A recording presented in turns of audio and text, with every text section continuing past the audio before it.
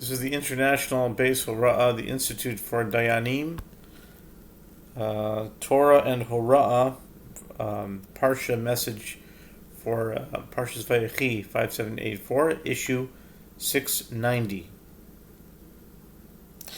Dear reader, before his death, Yosef brings his two sons, Ephraim and Manasseh, to his father, Yaakov, to be blessed. The Torah tells us, then Israel saw Yosef's sons, and he said, who are these? Bereshit 48:8.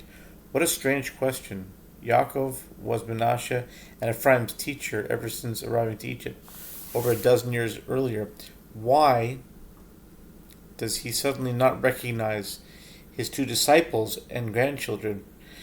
Rashi quotes the Midrash, he attempted to bless them, but the Shekhinah withdrew from him because of Yerovam and Achab, wicked kings, who were destined to be born from Ephraim, and Yehu, his sons, who were destined to be born from Manasseh.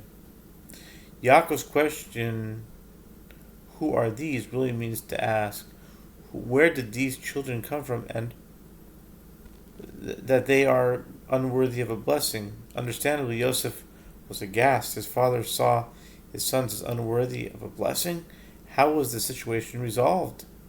The Midrash continues that Yosef showed Yaakov the document of betrothal and the ketubah, and Yosef prayed for mercy concerning the matter, and the Holy Spirit returned and rested upon Yaakov.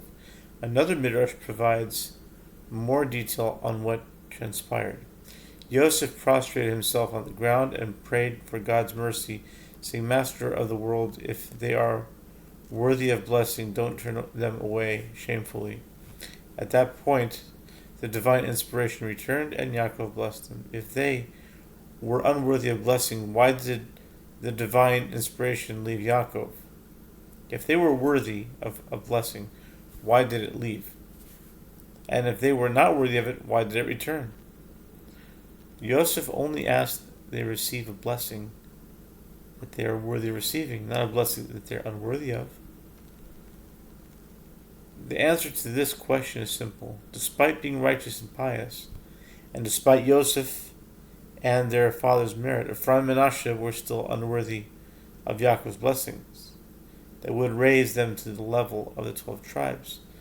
There was still something they had to correct, a certain root of evil from which the wicked kings of Israel were eventually born, kings who served and promoted idolatry and brought about the eventual destruction of the 10 tribes and the northern kingdom of Israel.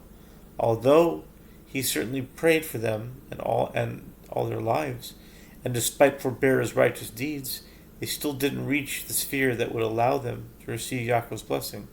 Only once Yosef prayed for them, that one additional prayer, did they reach the level that enabled them to be blessed. The Stipler would always encourage parents to pray for their children's spiritual well-being. Even in his old age, he was known to cry copious tears for his Chaimke, the renowned Rabbi Chaim Kanievsky.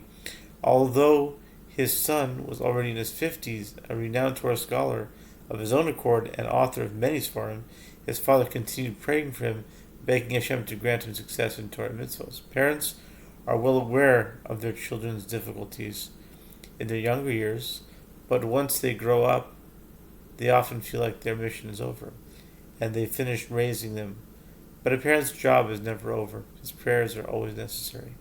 Grown-up children, like their younger counterparts, need their parents' prayers to continue and grow to be righteous, pious individuals.